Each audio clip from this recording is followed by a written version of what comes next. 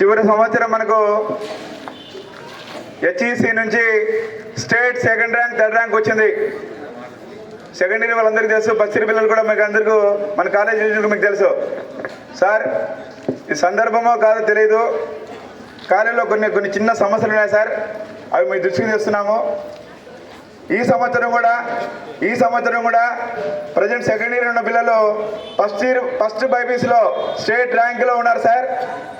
440 మార్క్స్కు 426, 425, 424, 419, 418 అనే మార్కులతో ఉన్నారు సార్. ఇక్కడ చిన్న సమస్యలు ఏమంటే, నేను కలికల్లో పనిచేసేవాడిని. లాస్ట్ ఇయర్ ఇక్కడికి వచ్చాను సార్. ఒకానొక సందర్భంలో గత ఎమ్మెల్యే గారు ఒక మాట చెప్పారు ఒక చోట, ఇక్కడ ఈ ఆవరణంలో 0 to డిగ్రీ వరకు పెట్టేశామని. 0 to డిగ్రీ వరకు పెట్టేశారు, కానీ ఎలాంటి సదుపాయాలు లేవు సార్. ఇక్కడ మేము కంప్లీట్ ఇవ్వడం లేదు. మా సమస్య మీకు చెప్తున్నాం.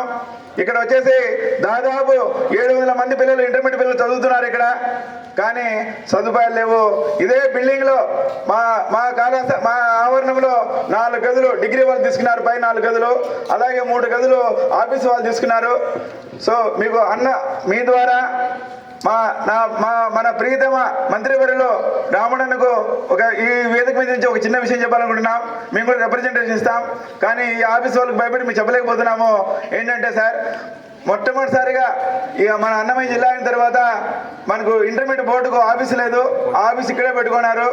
సో దానివల్ల మాకు చిన్న సమస్యలు ఉన్నాయి, ఈ డిగ్రీ వాళ్ళతో సమస్యలు ఉన్నాయి. అలాగే ఇక్కడే ట్యాంక్ ఉంది, ఇక్కడ ఆ ట్యాంక్ నుంచి దాదాపు ఒక సగం రాయిడ్కి నీళ్లు పోతున్నాయి.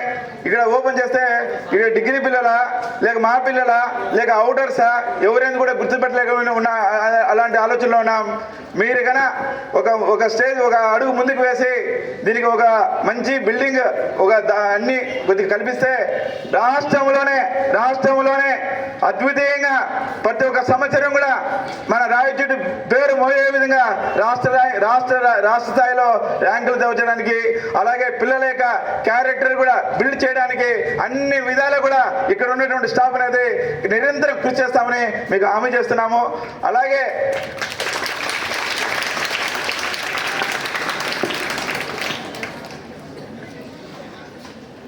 నాన్న, మన ప్రీతమ మన స్థానిక శాసనసభ్యుడు అలాగే మంత్రివర్యులైనటువంటి రామణన్న ఈరోజు వేరే ప్రోగ్రాంలో ఉండి రాలేకపోతున్నాడు.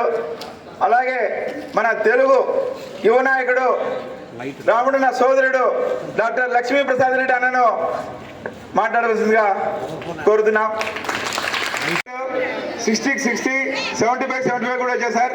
అలాగే మీ అందరికీ చిన్న మనవి, మేము చెప్పినా చెప్పకపోయినా కూడా మీరు బాగా చదువుకోవాలి. ఆర్థికంగా ఏమైనా కష్టం ఉంటే మీకు ఒక ఎస్ఎన్ కాలనీలో అన్న డోర్ ఎప్పుడు ఓపెన్ ఉంటుందమ్మా. ఏ కష్టం వచ్చినా అన్న తరపున, రాముడన్న తరపున మీకు నేను కూడా సవినయంగా చెప్తున్నాను. ఏ ప్రాబ్లం వచ్చినా కూడా మీకు హక్కును చేర్చుకోవడానికి మన రాయచోటి శాసనసభ్యులైనటువంటి మంత్రివర్యులైనటువంటి మన మండిపల్లి రాముడన్న ఉన్నాడు, అన్న సోదరు ఉన్నాడు.